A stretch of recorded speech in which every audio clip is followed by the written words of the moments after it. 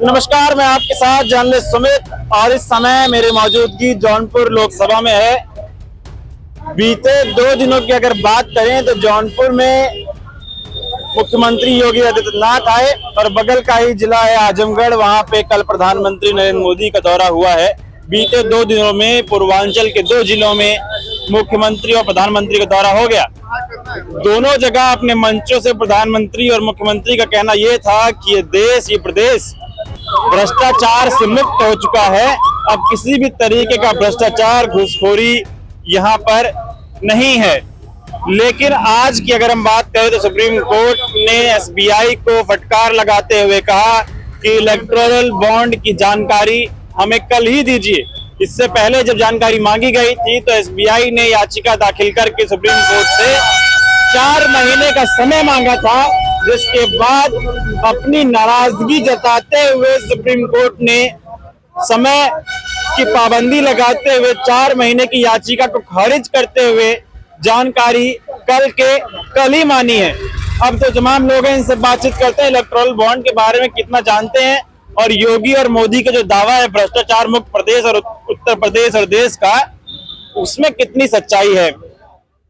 क्या नाम है साहब का? देखिए, हमारा नाम अनुराग है। तो योगी जी आए थे, मोदी जी भी आए थे, दोनों लोग आए थे और बोले भ्रष्टाचार मुक्त उत्तर प्रदेश हो गया है, प्रदेश पूरा भ्रष्टाचार से खत्म हो गया है। तो सुप्रीम कोर्ट ये क्या बात कर रहा है इलेक्टोरल बॉन्ड? देखिए, इतना मुक्त हो गया कि भारतीय जनता पार्टी के नेता ही जौनपुर की आप बात कर रहे हैं, तो जौनपुर में भारतीय जनता पार्टी के नेता ही सुरक्षित नहीं है।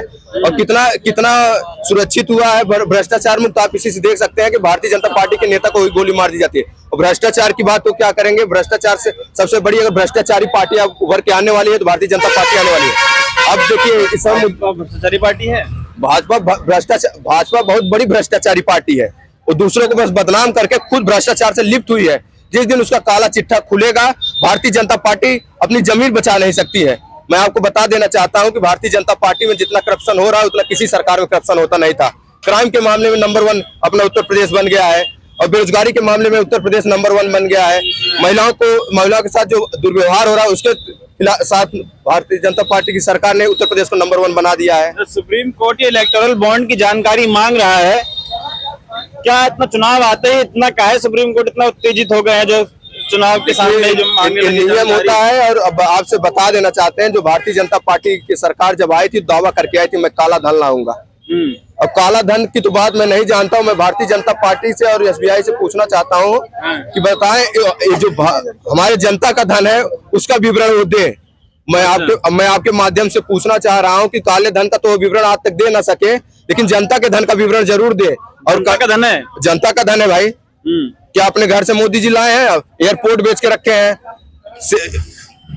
लगातार सरकारी कंपनियां बेच रहे हैं, रेल बेच रहे हैं। मैं आपसे बहुत बता देना चाहता हूं कि भारतीय जनता पार्टी खुद दबाव बना रही है एसबीआई पर कि आप 4 महीने के पहले डाटा मत देना। अगर 4 महीने के पहले डाटा दे दोगे तो भारतीय जनता पार्टी का काला चिट जनता के सामने आ जाएगा। और यही जनता जो उनको बना के बैठाई थी सरकार में, यही जनता उनको उखाड़ फेंकने का काम करेगी।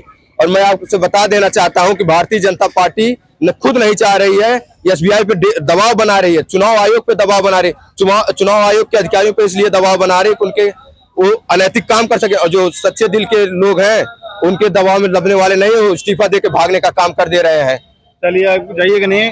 क्या नाम है साहब आपका? मेरा नाम राकेश मिश्रा है। मिश्रा जी, एक बात बताइए, चुनाव आते ही इतना आनंद फानन में बहुत जल्दबाजी में सुप्रीम कोर्ट भी दिखाई दे रहा है। नहीं, कोई जल्दबाजी नहीं है। ये 8 साल से लंबी चला रहा मामला है और सुप्रीम कोर्ट ने बहुत सही समय पर निर्णय लिया है।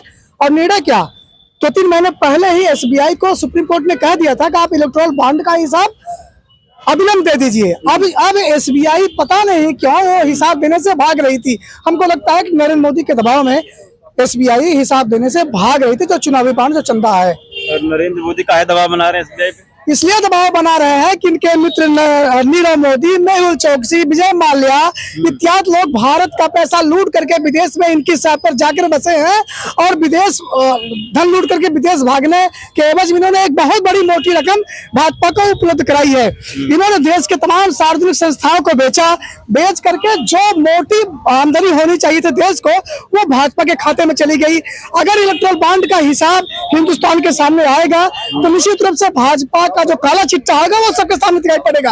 आप देखें, कि 70 सालों तक हुकूमत करने वाली इस देश की में कांग्रेस पार्टी पूरे जिले में, पूरे देश में कहीं बना कार्यालय नहीं बना पाई।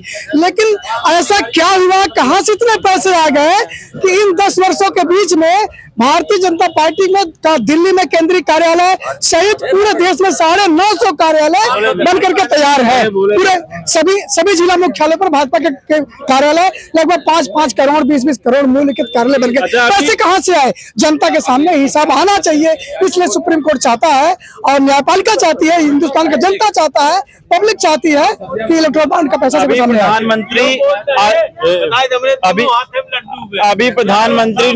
प्रधानमंत्री नरेंद्र मोदी आजमगढ़ आए थे एयरपोर्ट का उद्घाटन करने। बोले सरकार में उद्घाटन होता है, घोषणाएं नहीं होती हैं। मैं दूसरी मिट्टी का बना हूँ। देखिए, उन्होंने कहा वो पता नहीं किस मिट्टी के बने हैं, वो जाने। हमने यही देखा है कि इन्होंने कहा था कि हम लाल आंख दिखाएंगे, चीन भाग जाएगा, पाकिस्तान भीतर चला जाएगा। ये भी देखा जिस मिट्टी के बने। ये नवाज शरीफ की माँ को साड़ी भी भेंट करके आ चुके हैं। इन्होंने कहा कि सिर्फ वादे, यहाँ जो इन्होंने कहा आजमगढ़ की रैली में, आप लोगों ने देखा होगा कि इन्होंने 2014 में कहा था कि हमारी सरकार बनेगी तो प्रतिवर्ष 2 करोड़ लोगों को रोजगार देगी, यानी कि अब तक 20 करोड़ लोगों को मिलना चाहिए। पेपर लीक आपने देखा, इन्हीं की सरकार में पेपर लीक हुए। उत्तर प्रदेश में 17 परीक्षाओं के पेपर लीक हुए। और बेरोजगारी के माने में हिंदुस्तान दुनिया का सबसे बड़ा देश बन गया है बेरोजगारी के क्षेत्र में, इन्हीं की सरकार में। नरेंद्र मोदी झूठ बोल रहे हैं, इनकी सारी बातें झूठी हैं। इन्होंने कहा था कि हम स्विस बैंक से पैसे लाएंगे, जो स्विट्जरलैंड के बैंक में जो भारतीयों का पैसा जमा है उसका हिसाब लाएंगे।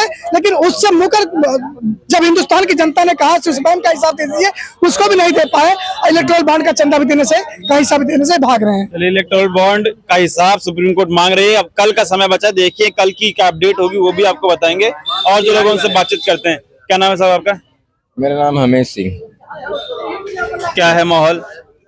हमारे दृष्टिकोण से ठीक ही है। या तो बाहर आ जाइए तो बताइए क्या कर इलेक्टोरल बॉन्ड के बारे में सुप्रीम कोर्ट पक्ष में कुछ नहीं जानता। जानते ही नहीं? जानते ही, जो नहीं जानते हो भाई उसको अवगत कैसे करें। क्या जानते हैं आप? भाजपा का कामकाज कैसा रहा है? हमारे ढंग से संतोषजनक रहा। संतोषजनक है? क्या ऐसा काम रहा जिससे आपको संतोष हो गया? अब उसका 370 ट्रिपल तलाक, राम मंदिर सब उसी की दी हुई। अरे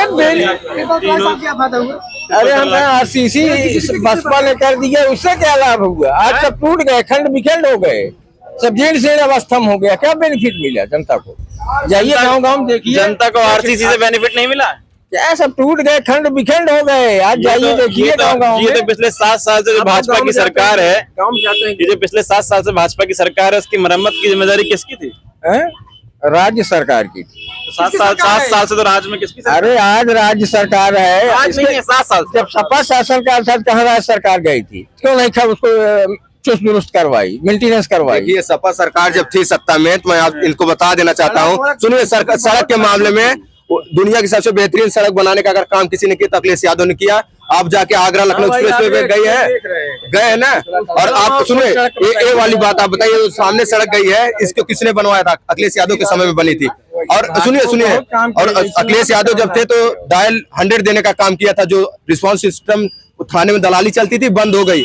आज भी वही, लेकिन इनके सरकार में दलाली उसमें और तगड़ी शुरू हो गई है। आज जो गाँव तस्करी होती है उसको पास कराने का काम कोई कर रहा है, तो 100 नंबर करा रही है भारतीय जनता पार्टी की सरकार में। और आप दोबारा आऊंगा, आप कह रहे हैं थाने में दलाली पहले भी होती थी, आज भी होती है, आगे भी होती रहेगी। भाजपा कह रहे, अभी योगी जी जो आए थे बोले भ्रष्टाचार मुक्त हो गए, झूठ बोल रहे थे क्या योगी जी? फाल्स है, ये सब फाल्स है, करेक्शन नहीं किया। अधिकारी कर्मचारी साले मनमानी है। योगी झूठे हैं? अधिकारी कर्मचारी मनमानी। अरे मतलब योगी जी मुख्यमंत्री झूठ बोल के गए यहाँ से? बिल्कुल फाल्स बोल रहे हैं। ये वोट बैंक की राजनीति कर रहे हैं, सब वोट बैंक की राजनीति कर रहे हैं। हर पार्टी करती है। सब काहे इतना संतोषजनक है? संतोषजनक अन्य पार्टियों से बेहतर है। अन्य पार्टी से क्या बेहतर है? हमारे दृष्टिकोण से यही मानसिकता से आता है। इनका क्या दृष्टिकोण है? इनका दृष्टिकोण अंधभक्ति का दृष्टिकोण है, और इनके ऊपर अंधभक्ति का चश्मा लग चुका है। और सुनिए, ये सबका शासन काल देखिए, ये ऐसे लोग हैं जिनको न छात्रों पे बात करना है, न नौजवानों पे बात करना है, न शिक्षा पे बात करना है, न स्वास्थ्य पे बात करना है, न कि बेरोजगारी पे बात करना है। भारतीय जनता पार्टी के इशारों पे काम करने वाले अंधभक्त लोग हैं। न ही ये देखिए, अभी आपसे बताए ना कि ये 5-10 मिनट चौराहे पे आएंगे और भारतीय जनता पार्टी का 370 और पाकिस्तान की बात करेंगे। जब विपक्ष में ये थे तो पाकिस्तान के तलवे चाटने वाला अभी जल्दी में साल भेंट करके आने वाले भारतीय जनता पार्टी के लोग हैं। मैं आपसे बता देना चाहता हूं, भारतीय जनता पार्टी पाकिस्तान के आगे बस कंपैरिजन पाकिस्तान का करता नफ्स पकड़ लिया यहाँ के लोगों का कि पाकिस्तान पे बात करेंगे लोग उतावले हो जाएंगे। हमारा कंपटीशन अमेरिका से है, हमारा कंपटीशन जापान से है। जब उससे कंपटीशन ऊंचे वाले से करेंगे तो उतना पकड़ने की कोशिश करें। अरे पाकिस्तान की इतनी औकात नहीं थी जब कांग्रेस और विपक्ष वाले सत्ता में थे तो आग दिखा देते थे। पाकिस्तान वाले 4 किलोमीटर अंदर बैठे रहते थे। आज का हिंदू मुसलमान भारत पाकिस्तान चाइना ये होता रहेगा। क्या नाम है साहब आपका? हमारा नाम प्रदीप कुमार। क्या लग रहा है प्रदीप जी, क्या माहौल जौनपुर से? जौनपुर माहौल जो है बीजेपी के परिवर्तन मांगता है, बीजेपी को नहीं रहना मांगता। बीजेपी को नहीं चाहिए यहाँ? नहीं, अभी तो बीजेपी लेके आई है एक महाराष्ट्र से कृपा शंकर सिंह को। लाई है ना, हाँ। लेकिन परिवर्तन होगा। परिवर्तन होगा? अब की बार परिवर्तन होगा। अगर ईवीएम बदल गया, कौन आएगा? आएगा सपा आएगी। सपा का है? इंडिया गठबंधन आएगा। किस लिए इंडिया गठबंधन? इसलिए काम करती है कानून से सरकार। इंडिया गठबंधन काम करेगी। और भरोसा है? अब भरोसा किसानों के लिए जो 50 किलो के डाई आती थी बोरी, 50 किलो की यूरिया आती थी, वो 40 किलो कर दिया। और इलेक्टोरल बॉन्ड के बारे में कुछ जानते हैं? नहीं जानते। सरकार आज तक कोई, जितने प्रधानमंत्री हुए थे आज तक कोई 40 किलो की बोरी नहीं की थी। किसान तो उसी से आश्रित है।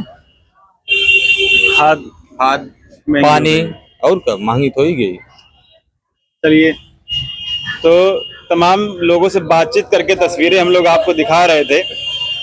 मामला ये है कि सुप्रीम कोर्ट इलेक्टोरल बॉन्ड की जानकारी चाहता है कि ये जानकारी सार्वजनिक हो, क्योंकि जो ये कानून बना था कि इसकी जानकारी नहीं दी जाएगी प्रधानमंत्री के शासनकाल में, ये राइट टू इंफॉर्मेशन जो एक्ट आया कांग्रेस की सरकार में, उसका ये अवहेलना, उस कानून के खिलाफत ये वाला कानून करता है। तो राइट टू इंफॉर्मेशन के तहत इलेक्टोरल बॉन्ड की जानकारियां हैं वो सभी को, देश की जनता को होनी चाहिए। इसलिए सुप्रीम कोर्ट काफी गुस्से में एसबीआई पर, और कल ही जानकारी मांगी है। कल क्या जानकारी आती है उसकी भी तस्वीरें आप लोगों को दिखाएंगे, तमाम लोगों से बातचीत करेंगे, जानकारी भी आप तक पहुंचाएंगे। आप लोग क्या सोचते हैं अपनी राय कमेंट बॉक्स में दीजिएगा। फिलहाल ये वीडियो में खत्म कर रहा हूँ। आप लोगों से मुलाकात अगली वीडियो में होगी। जुड़े रहे हैं हमारे, तब तक की नमस्कार।